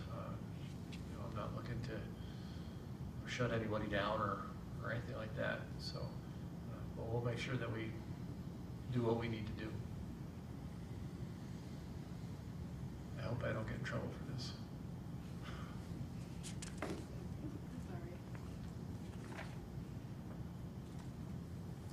All right, then I'm going to let you talk about the last topic, which is the change order threshold. Yes, so this is something that's come up as we begin into the capital project. One of the things that we want to make sure that we do is that we don't slow down the process of the capital project, and there's a certain level of change orders that take place and that we account for in the budget. Not everything we don't feel needs to go to the board, and this is my first capital project to this magnitude as superintendent, and listening to both our architects and to Tracy has brought this up is we don't need to see everything at the board level. So what is that number figure that we want to make sure that we, you know, feel comfortable that maybe the board needs to hear or would like to see what that change order is as we get into the project. I can't remember if it was 10, 12, 15,000. 10 is what we have for the Okay. resolution. It was 30 a couple years ago. Okay. So, again, just to have some discussion around that from the board's perspective. I think one of the things that we want to make sure that we're doing is we're not slowing down the project because of a change order that needs to come to the Board of Education in a project this big. And so some of the thoughts, part of what prompted is, I think on the action item, there is a change order for $640. That actually is a credit. But as we went through, then it was like, well, wait a sec, as you go into any capital project or so forth, there are going to be changes. So what is that balance between oversight and at the same time managing the project? And so the initial thought, and again, we do not have an action item on this, we put it as a discussion so that we could come up with a number that people felt comfortable with. We're using 10,000 as a starting point, something that is large enough to be able to encompass change orders, but still at the same time is not so significant that the board is not aware of it. The way I would envision this is once we decide upon the number, we can also have an ongoing spreadsheet whereby as part of the, whether it's the financial reports or however it wants to be done, where the change orders are listed in there. So if a board member has a question at any point, the number is there, you can see it, we can see the total that's there, and it becomes an ongoing number. So those are my initial thoughts on the way to kind of help manage it, streamline, and still provide oversight. So now I'm tossing the ball back to everyone here, and what are your thoughts? Well, don't all jump at once, come on, guys. All right, I'll jump. Thank you. So 10,000 is a reasonable number to start with. If over the course of the project we discover that 10,000 is too low because we're being asked to review stuff more often, then we can push the number up with the change, correct? As far as the resolution. So it's a Yes, start. absolutely. It's a starting point, and at any point we can change and put in a different resolution. Is this 10,000, so there could be 3 separate ones in the course of a couple of weeks. So this isn't a 10,000 threshold total, it's every individual time. Okay. So what number do you want? No, it's not so much that as it is, I mean, do we want something that kind of has like an upper limit where, I mean, not to put all the responsibility on you guys to be like, oh, 10,000, 10,000, 10,000, like where's the, hey, red alert, in 1 month we just went through this much money in change orders? Even though. That is why we hire SEI and schoolhouse construction to help monitor, you know, the pool of money that we've got for change orders and those types of things. And they are our red flags, SEI and schoolhouse. So they will alert us and let us know we're getting dangerously close, and they'll work with contractors to say, listen, you know, not every change order is going to be what a contractor says and we just accept. There's a lot of conversation and talk that will go into those change orders by the time they get to the board. And if I understand it correctly, the total doesn't change. The change order just means you're pulling it from different buckets. Can you confirm that, Mike? So the total of the 12.9 million, you know, that number is fixed. Yes, we're not growing money for this project. It's all within the project, so it is, you know, some allowances there, but it means that we have to take a look at how things are spent. And it's not unlike our annual budget. You know, we budget for certain things, and we know that some things will come in higher and some things will come in lower, so it's keeping an eye on all those things as we're keeping track of those monies and those changes as they come through. Same with the construction project. And Matt, Joanne, you're the experts. Am I on point here, or at least close? Yeah, do you want me to? Yeah, sure, come on up. I'm just winging it right here, man. Me too. So yeah, you're right about the total project, and from the beginning, we're managing the budget. So we'll, you know, in, let's say January, we'll come to a milestone where we're accepting bids for the project, and we're going to be pretty conservative on what we actually award. So the portion of contracts that we award in, say, January is not going to be 100% of your construction budget. It's going to be, you know, a factor of that, and we're going to have money set aside for these changes that come up, the unforeseen things, when you hit asbestos in the crawl space or on pipes that you couldn't see before the project started. So the change orders are, yes, just ticking away at, you know, the set aside funds that are for those purposes. In addition to that, we usually also build in allowances into contracts. So allowances actually allow you to be a little bit quicker with the decision making, even quicker than the change order that is pre-approved or can be approved at the superintendent level. And that's essentially to make the project go. I mean, we see predetermined numbers in many districts for many projects. Lots of times it's assigned to individuals, like somebody like your facilities director can approve up to 5,000, and your business manager can approve 10,000, and your superintendent can approve 15,000. But when the business manager and superintendent get together and both say yes, then it goes to 20,000.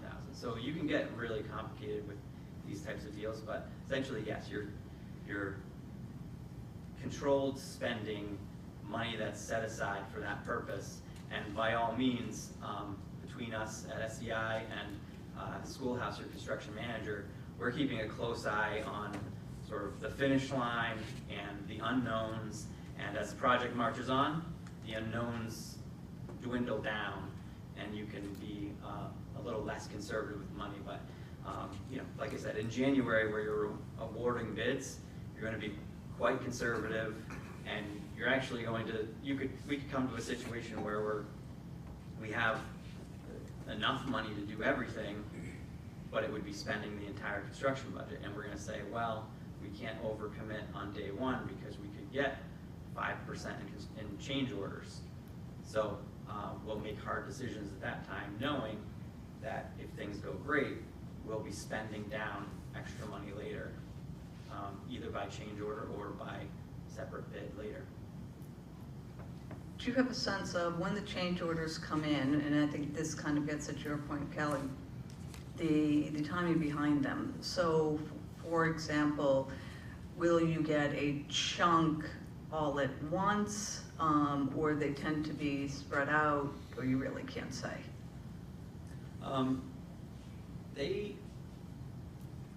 It's an interesting concept to sort of cap it. We haven't run into it where we're just getting a flood of changes.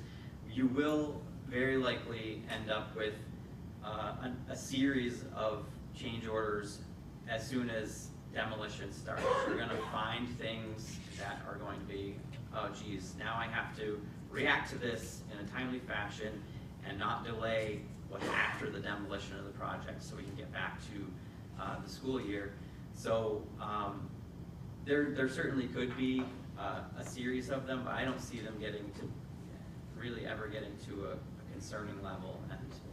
And I would say by no means would I encourage to set a policy that any individual can say okay to the change order, and it's not getting to a certain point, and it's, I would always say there's going to be somewhat of a transparency in the system.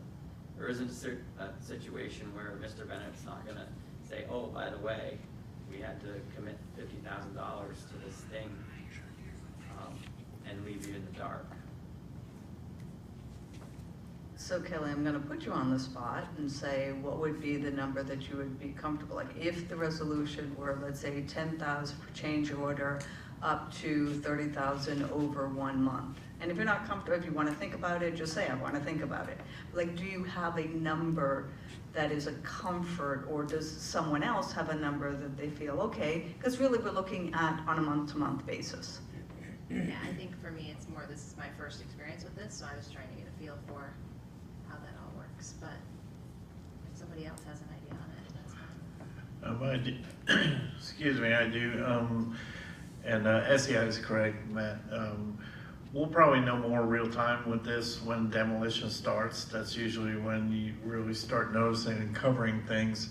I would just like us to be more informed on a real-time basis. And we as a board, whether it be 10,000 or 20,000, I don't think we're gonna be able to wait until we can have a meeting. So we're gonna have to be flexible, come up with some type of way that we can approve or acknowledge this disruption due to when it's uncovered. But I think the 10,000 is a good starting point per line item. I think per project it's too small, but on particular things, on line items within the project, it can work. And I think that's good for notification. And then when we start seeing some issues, when more and more stuff happens during the bulk of the work, then we can alter it then. But I think we can also communicate multiple items so we can stay ahead of the construction team so they don't have to stop. So that's, in my experience, that's how we've done it in the past. But it's very critical for us to be informed right away. So communication with construction teams, and then so we can get the okay to continue to move forward and use the resources you have as far as the 5%, 10% that you have already put in place. So we can at least have an idea where we are based on that cushion. Because that's very important too, because we want to have red flags based on the cushion on each project. If we get down to below 50% cushion, we should be communicated with, because then possibly as we move forward, we might be getting close to the threshold. That would be my input. But I think 10,000 is a good start per line item, not per entire project. I would add, I think you might have kind of asked this earlier, Tracy, but in most cases, we would be working, I mean, most cases the contractors will proceed in good faith if, you know, if something needs to happen, and there's no necessarily negotiation that it happens or the project doesn't move forward. Typically contractors will proceed in good faith, knowing that they will be, you know, fairly compensated, or the paper will eventually go through. That doesn't say that you won't run into, once in a while, a particular contractor that will need everything in place before they proceed, because perhaps they've been burned before.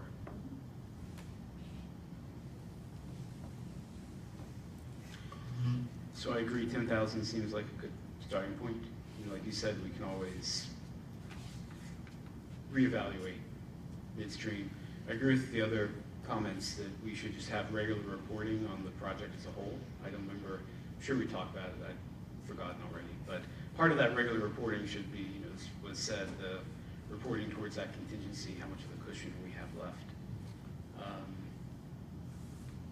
I think that all sounds reasonable. I think the only other thing I'd like to be aware of, and hopefully we won't run into this, but if there is, you know, part of a change order, or there's a some significant or material issue where there's disagreement as to what was supposed to be installed or constructed, or how it's supposed to be done, that potentially could lead to a change order or a discussion of who's responsible for what costs. I think we'd like to be aware of that sooner than later. I'd like to be aware of that sooner than later, rather. Not necessarily because there's any action needed, but just to know if there's, like, you know, again, a potentially significant disagreement there that could lead to a large cost or time issue. And I'm being a little vague because I don't have an example, but I mean, we've seen examples from prior capital projects where, or not even capital projects, prior projects where the contractor elects to install things in a particular way, but that wasn't the way it was spec'd out. And maybe most instances it's hopefully pretty trivial and easy to work through. Some might not be. Just that's the type of issue where I'd like to be aware of it sooner than later. I'm happy with the 10,000. I think with full transparency and alerts, I'm good with it. A couple questions for Mike or Matt. So I'm assuming our number now is 0. We approve every amount? Every amount comes to the board? We haven't started for the capital project right now. Well, I know, but in the past, our history, do you know? Yeah, I believe to a certain degree. Todd, do you want to? The current small projects that we have, so the dust collector and the outdoor classrooms, it's 0. There was no set amount, so every change order, to Tracy's point, one of the ones, it's a reduction in cost, but it's $600 and some, very small change order. I know Daphne looked at the previous capital project, and the previous one, there was a threshold set at 30,000. Okay. I don't know if you would know this, Matt. I actually don't. Maybe Daphne is the one to ask. Do we have a history of change orders and the requirement to bring them to the board slowing down a project? Does anybody know the answer to I would just have to say from past experience, if it was something that really had to be, decided on right away, Tammy in the past would have sent something to. Right, just get the board president. together to Yeah, get it and done. gotten yeah. prior approval that way. I understand, I'm with Jim on the notification part. I would definitely, for our fiduciary responsibilities, want to make sure that we're notified of the dollar amount. But I think I haven't even heard anybody even talk about the work itself, whether or not we have permission or responsibility toward approving or disapproving work itself. An example might be, far out example, I understand, but if something had to be done with the memorial trees that are in the circle out front, would we want to know that that's a change order, something has to be done to them, and what's going to be done with them, and dollar amount set aside. So that's an example of work that we might want to know of, that could fall into some kind of change order. That's a far out one, I understand that. And the other one is, since Daphne mentioned that, that's a great segue into my point, is that, if we trust Mike and Todd, then maybe we can approve one of these situations for every project that we get involved in, instead of a blanket one from this time, or for whenever we vote on this from that time forward, that every project we do, we have a $10,000 threshold. I have a problem with that, because if Todd or Mike left, a year from now, midway in this project, then all of a sudden we have a new superintendent that has this responsibility. And I don't know if we want to put that on them, or quite frankly trust them with that when we don't know them. If I might add with that, when I started to, when I looked for the draft resolution, I was trying to find what we were calling this next project coming up, which is why I just left it kind of pretty generic. So in the past, the last one that we had for 30,000 did specifically say the athletic field project. So I can, if we give it a name, which it could be the capital project of 2022, we can have it say that. So it pertains to just this capital project. Ellis Classrooms, we could call it that. There's other stuff. stuff at the middle school, high school. I think too. I know, but if it jogs your memory more than just 23, 20, I don't know, whatever people want. One additional question for Matt. What is a normal or average number for these projects in a different school setting? That could be a difficult question to answer. I think the change orders in general that are just what you find from uncovering things that that weren't known ahead of time, it's usually in the 1% to 2% range. No, I'm not to cut you off. I don't want you to answer the wrong question. I'm talking about this specific resolution. Oh. What would your experience tell you that normal schools would have for a threshold for a business person or a superintendent to have approval process authority? I think because of the, I guess, the value of the dollar and what we see most commonly, a $15,000 to $20,000 is not an uncommon number to get a change order for. You're very rarely should you see something above $30,000 because there's other stipulations that fall into place when that happens with the state. But yeah, the $15,000 to $20,000 is not going to be an uncommon number. You will have change orders that are that size, but you could like $600 credit. And I mean, when we're doing a large capital project and there's $100 here and $100 there, we really want to push these together and combine them into larger sum change orders, because you'll just get inundated with paperwork and you'll be signing your signature a million times. So, for that reason, 10 to 15 is pretty common. So yeah, I wouldn't necessarily, it's not my business, but I wouldn't necessarily go below 10,000, but that's just based on what I've seen in comparable size projects. I like Dave's idea of per project instead of just a blanket statement. But it is, as Daphne said, so we'll give it a name that works for everyone, and then it will be specific to this project for that. I'll give it a name and the number that goes along with it, so it's specific. Okay, that same number. All right, thank you, everyone. All right, let's move along, and the budget development calendar for 23-24. I believe this is pretty much similar to years past, and it will be on the October 16th agenda for approval. Daphne, were there any changes? I don't believe so, but. Not that I'm aware of, it's been the same each month. Okay, for that. So any questions or thoughts on that?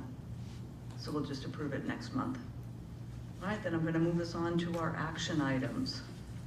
So I need a motion to approve the minutes of the July 31st board workshop, the August 14th business meeting, and the September 11th meeting. Eric and Angela? Any discussion? All in favor? Aye. Aye. I need a motion to approve the finance reports for the month ending August 31st, 2023. Kelly and Angela, thank you. Okay, any discussion? All in favor? Aye. I need a motion to approve, to accept the Committee on Special Education recommendations. Kelly, Angela? Any discussion? All in favor? Aye. I need a motion to approve the personnel agenda. Eric? Angela? Any discussion? All in favor? Aye. I need a motion to approve the building level emergency response plans for the 23-24 school year. Eric? Kelly? Any discussion? All in favor? Aye. I need a motion to approve the intermunicipal agreement between the Greenville Central School District and the Greene County Sheriff's Office regarding the school resource officers and body-worn cameras. Kelly? Jim? Any discussion? This was the presentation we got before. Yes. Jay? I just have a question. I believe that the contract already started, the agreement already started. It has a date before today, if I remember correctly. I believe so, yes. And just the question is, was there a reason why we couldn't review and approve it before it was supposed to start? There was some edits that, because all the districts within the county were going with the same one, and there were just some things they needed to iron out before. We just didn't have a meeting at the end of August like we would normally have. Okay. Yep. Okay. Any other questions? All in favor? Aye. Aye. I need a motion to approve the intermunicipal tuition agreements between the Greenville Central School District for Knox Westerlo, Carroll-Durham Catskill, Coxsackie Athens, and Wyndham Ashland Jewett Central School Districts for the 23-24 school year, excuse me. Angela and Eric? Any discussion? All in favor? Aye. I need a motion to approve the change order GC-001 for the middle school, high school field drainage project in the credit amount of $640.41, which represents a credit back to the Greenville Central School District for unused allowance from the Gallo Construction Corporation. Eric? Jim? Any discussion? This is what we just discussed before, so we don't do this anymore. Right, exactly. So all in favor? Aye. But you will know that. I need a motion to approve the agreement between the Greenville Central School District and LaSalle School for the school year, for the 23-24 school year. Any discussion? All in favor? Aye. I need a motion to approve the agreement between the Greenville Central School District and the Crossroads Center for Children for the school, for the 23-24 school year. Angela? Any discussion? All in favor? Aye. I need a motion to appoint Angela Morello as the NISBA Advocacy Liaison. Thank you, Angela. Kelly? Any discussion? Thank you. We would like to thank you. Everybody's saying that with a laugh, Angela. I'm not sure what you got yourself into. No, we really do appreciate it, and I think it is important effort for basically taking and working with NISBA on these are their resolutions and so forth, and I think you'll find it's time well spent and it's not too much of a commitment. So, I'll be recusing myself from this vote. there we go. All right. Any discussion or anything else? All in favor? Aye. Aye. Thank you, Angela. We have a motion to appoint membership for committees. And there- Second, Angela? Any discussion? Can I just add that in the beginning of the meeting before it started, Peter had let me know that there were 2 people in the elementary BLT that, and I just lost it because this is not on the printed one, that were on it, but I did not know that. So I had Kobe Jackson and Gina Blinas. Thank you. That were added. I have a question. The gate committee, very much appreciate Jim and Peter's work on it, but all the TBDs, so when will there be, starting with the teachers and support staff, when will those people be determined? I guess as soon as we get people who are willing to step up. The committee hasn't been very, well, I should say, how active has the committee been in the last year or 3? I think that's a fair statement, and it has had some issues with, how do we say, getting some traction moving forward. I think partly because people have been not permanent on there and a little bit in and out with the meetings. And also for the transition from COVID, but it is a committee that's, I feel, is very important, and it should be much stronger than what it is. I'm not asking to be critical. I mean, I agree that it's important. We'd love to see it more active. That said, I think it begs the question of why don't I volunteer? I can't. I don't have the time, which I feel bad saying. But I mean, I appreciate at least seeing Jim and Peter on it, and I just would love to see it be more active if possible. When I say more active, again, I don't mean to assume what's been happening, because I'm not really sure how much, like, what's been done over the last few years. So I would love to see it fully staffed, like the other committees, and plowing ahead. That's all. Thanks.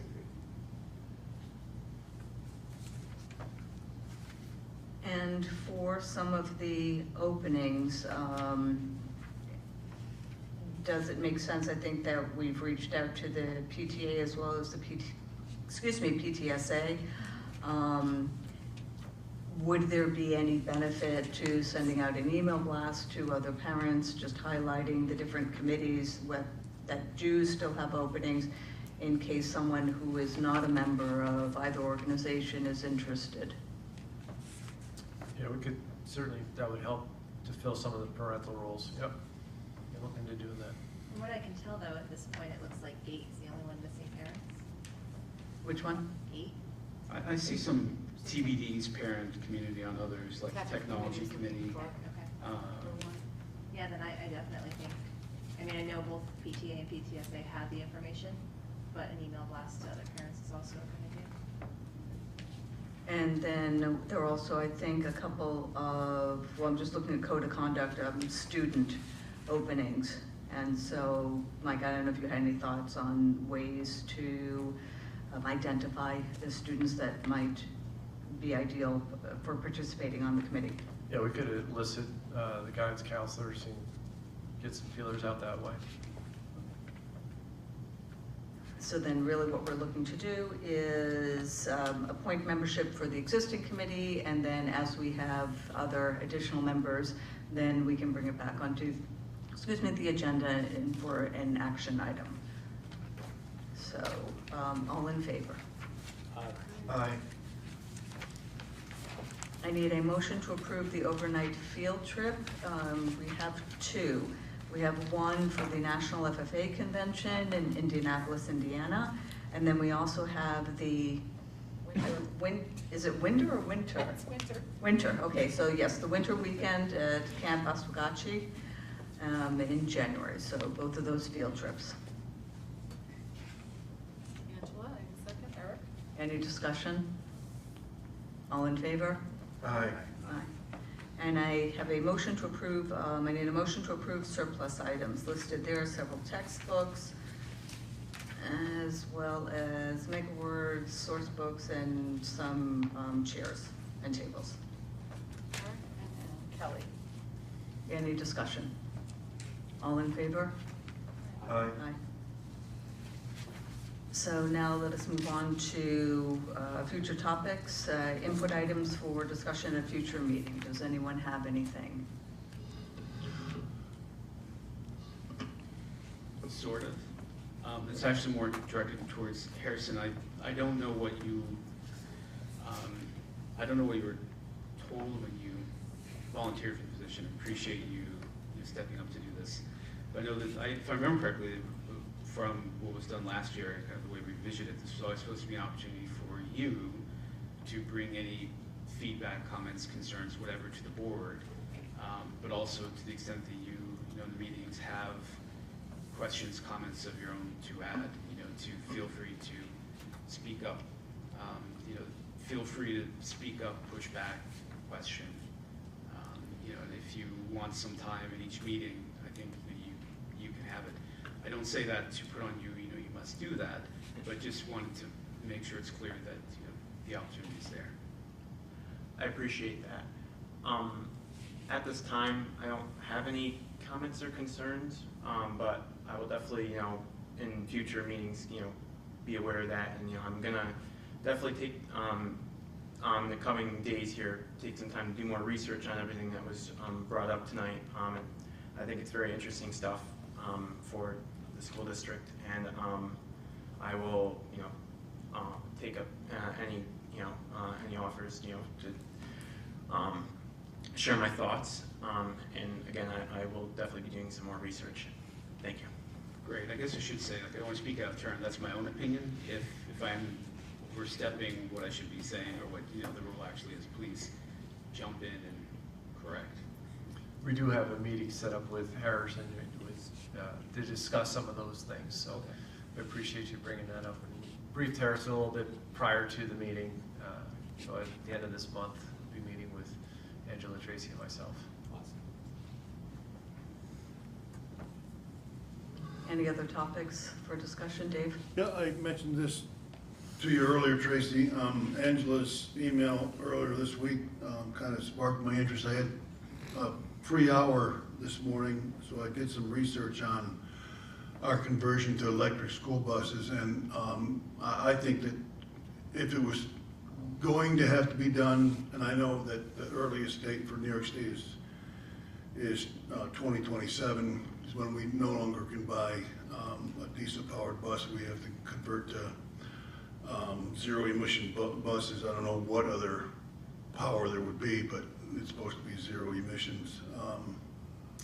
If it was to take place next year, we would be in deep doo-doo. We wouldn't be able to afford it all. And I'm sure that our community, as it currently stands, and I'm looking at a website now that describes the amount of funding that's out there, and it is a tremendous amount of funding, $5 billion from the feds, and $500 million from in New York State, but if you divide that by the number of school districts in this country and just 720 school districts in the state, simple math tells me it buys you half a bus.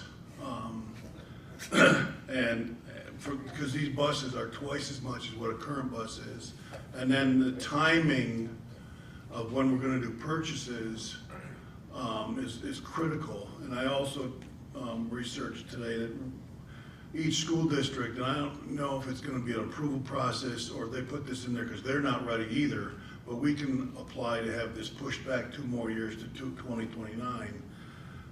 And then earlier this evening I was wondering, geez, I wonder if I'll even be here in 2029. So I may be volunteering for something that I can't do. But I would say that the board needs to be involved in all of these discussions, a board member, a board committee, whatever, because I view it as the impact on the community's treasury will be significant, and the change in total is going to be significant. And I'm offering that as an item for discussion for future meetings, but I would caution you guys to think about being directly involved in this, because we have a number of buses, but what they're talking about is everything that we transport kids with is going to be zero emission vehicles. So it's not just the 16 buses that we have now. And then the timing of those. I mean, if we bought 16 new buses in 2029, if we apply for the extension, then we get the life of those buses, so we can push further down. And I had also mentioned to Tracy that there's a couple of websites, reputable websites that you can look at, and to find out what some other states are doing, and a lot of them are pushing it out further and further. They want to go. I have no objection to if this works, and I have my ideas about that, but obviously reducing pollution is something that needs to be addressed. But we need to be ready for it. And I don't think the state's ready for it, and I don't think little old Greenville is ready for it. And I was speaking to Angela earlier, I don't want to be the guinea pig that spends all the money.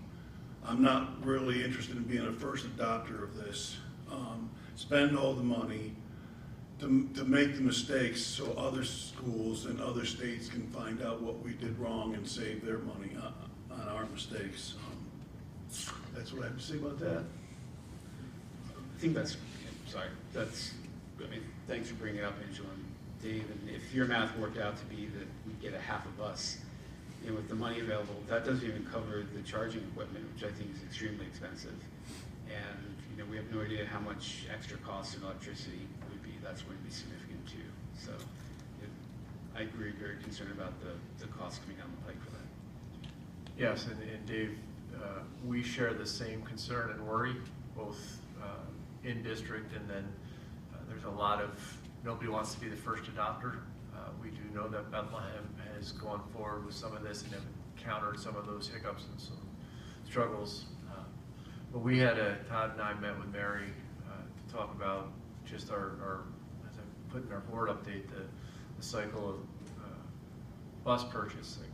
And this came up, and this has been something that we need to sit down and have a really scripted plan to put in place.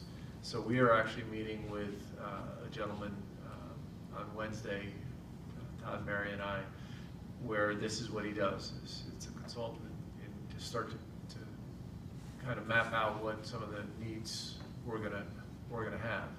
Also, I asked Matt from SEI to gather some information from what other school districts are taking a look at. This is a significant change to our transportation department, let alone the buses. Buses are about three to four times more than what our current buses cost. And so we really have to think about the infrastructure over at the bus garage, the bays, where do these charging stations go? How many do we need? Obviously, it's a phased-in process, but we have to rebuild and rethink that transportation department to accommodate for a full fleet when that time comes. So we will be getting updated on Wednesday. We've asked this gentleman to come back and talk to the Board of Education. We needed to wrap our heads around where we're at now. But yeah, this isn't too far off. We have to start thinking about if we're going to move towards another project. This is going to take precedent over just about anything else we've got in the district. Even when they came out with this initiative, there was thoughts right away from NISCUS and NISBA, the board group, the superintendent's group, that their lawyers were saying this is going to be very difficult to be able to pull off by 2027 in regards to some of the challenges, especially rural districts have in fast charging, and what does that mean. So we will certainly get moving on this and keep the board updated, have someone come in and present to the board so that you can start to think about, okay, what are the questions we need to ask, and then how do we develop a plan so we're not first, but we're not last either. We got to make sure that we don't want to miss any mandates that the state may have to start this transition. So it's on the forefront of our minds, that's for sure. Thanks, Mike. Your comment reminds me of another update you gave us a couple of months ago about our countywide board get-together that we used to have. The last one was pre-COVID, and you had mentioned that next time you get together with all the superintendents, ask them if there's any interest, because this would be a topic that we could talk about with other board members.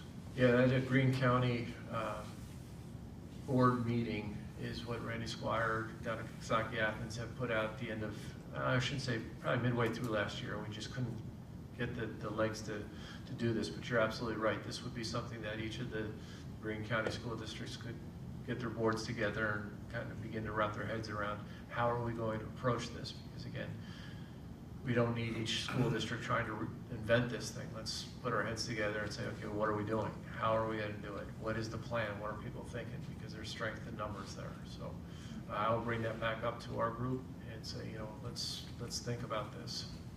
So it's a great suggestion. I would also like to add that it might be an opportunity for us to extend it more through the county so our buying power is better, and we might be able to negotiate at a better rate if it's collective and we're all on the same page. I have two, I don't know if they're updates or just future things. I know when we met this summer, and Matt gave the presentation, I think it was Matt, maybe it was Todd too, on summer school. Just an update on how that went and kind of the wrap up from that, and how it worked for those kids, what changes or other things they might need in the future. But the other one would be, can we get at some point in the next month or two, maybe like a public update on how things are going with the new structure for the library, the opt-out, permission slips, the new employee, and that kind of thing. We can certainly do that. In fact, I think we've got it on our agenda for your first topic in regards to giving a report out to the board on how summer school went. Cool, thanks. Yep. All right, thank you. And just a couple of reminders. We have September 27th at 6 p.m. School Safety Community Engagement Session. On October 1st, we have a coffee and chat at the Greenville Library Community Room from 1 to 3. Our next, go ahead, Kelly, yep. It should not be any other board members than just you and I that time, because we have to be careful not to, it's not a meeting. It's an open session just to meet with community members who might want to talk with us. So every month or whenever we have them, we'll rotate, but for the board, it should just be the two at a time.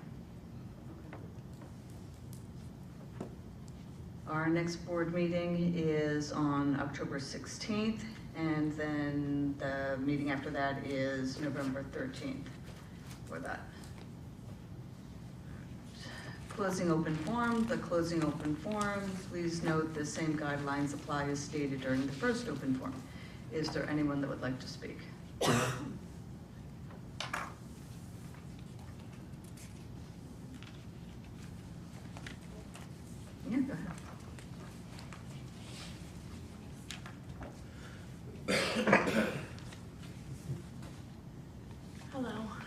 Kelly Wolf, and I just needed some clarification. I've been emailing with concerns and questions and not getting too far. My most recent email, I was very detailed with my questions, and I was always told to email any concerns. I had thought it was to come up here and voice my concerns, and then I was told to email concerns, and now I'm told to coffee and chat concerns. So I love the coffee and chat idea. I'm not dismissing it whatsoever. I think it's wonderful. I love that it's like not in a public school setting as well. I think that's really great to get all the community members engaged. I would like to see more marketing on that for the community, maybe head out to the papers. I don't know if that's something that you guys are willing to do. So is that the best place to have concerns expressed and answers for questions? Is that the coffee thing or emails?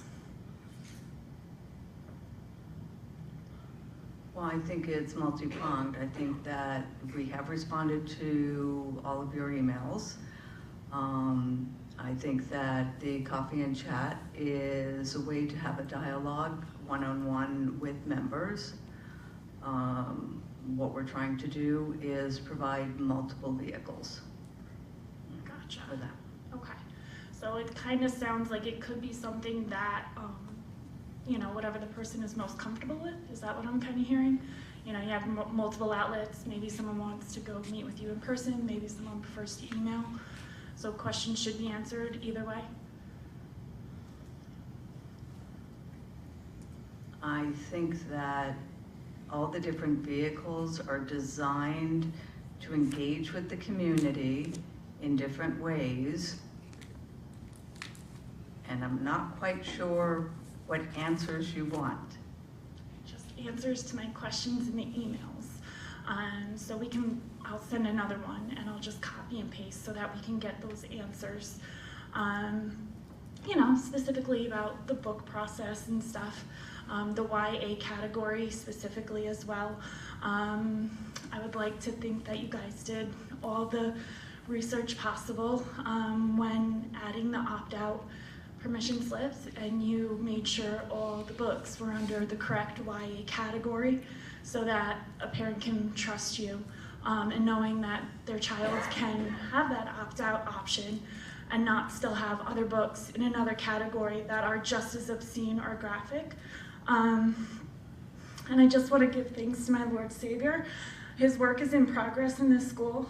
It's so great. He softened hearts. He allowed the religious faith books, and that is wonderful. I still have a lot of follow-up questions on that, but I want to just rejoice with you in this space, and I want to pray protection and guidance over every child who does enter this space, that they can feel that they are trusted and that they are being respected, and that they can find their faith and direction found for anyone who may feel lost or looking for guidance. I just pray that the light shines on them and that the word would be a lamp unto their feet and a light unto their path. Thank you guys for allowing those religious faith books, and I pray that I can have answers to my questions, whether it be through an email or through the coffee and chat. Either is fine with me as long as they get addressed, because in previous times that has not been most of the case. It's like a 30% response to questions. Like you'll hit some of them, not all of them. Roll your eyes, do what you need to do, but every parent should feel just as respected and trusted as the next. So I appreciate your time, and again, I thank you guys for allowing what you have done so far. And I just want to reiterate that for the opt-out permission slip, it pertains to your child. Okay. All right. I'm just speaking for all, maybe? So now I need a motion to adjourn to exec. I have one more. Okay, sorry. That's okay. We did receive one email at 7:06. Hello, my name is Deborah Pavlison. I have 4 grown children and now 11 grandchildren. We have lived in Greenville for almost 40 years. We have 9 grandchildren attending school, ranging from 10th grade to kindergarten. As much as we appreciate and are so very thankful for all the hard work so many teachers and administrators do for our babies and our community, we are not perfect. Our concern is the obscene books being allowed to remain in the library that are not appropriate for children. We have attended many Board of Education meetings and have tried to help in the process of eliminating or placing these offense books from view of children. To this date, there has been no communication in the progress and no action taken. Please, from all the good that is done in the schools, please realize this is shedding a dark cloud over all their hard work. Please take this seriously and do the right thing by protecting our children. It is all we stand for and live for. Thank you, Billy and Deb Pavlison. That's all I have. Okay, now then I would like to make a motion to adjourn to executive. Sorry, I just have this one quick question. The books that are being mentioned, is this like being brought about in the elementary school or high school libraries? I'm just wondering if, where exactly, this is taking place. So my understanding is that the YA books are only here at the middle school and high school. And so we provided, based on the feedback that we had from the community forum in May, then a vehicle, which we are saying is an opt-out form, that basically allows parents to opt their children out of specific publications. It does not necessarily even have to be a category. It could be a list of specific, but it is only for their children. I think, does that kind of summarize what came out of that accurately? Yes. Thank you. Thank you. Okay. Is there anyone else that would like to speak? All right, then I'm going to move us on. I need a motion to adjourn to executive session to seek legal advice from our attorney, made privileged by law. Angela and Jay? Any discussion? All in favor? Aye. Aye. Thank you.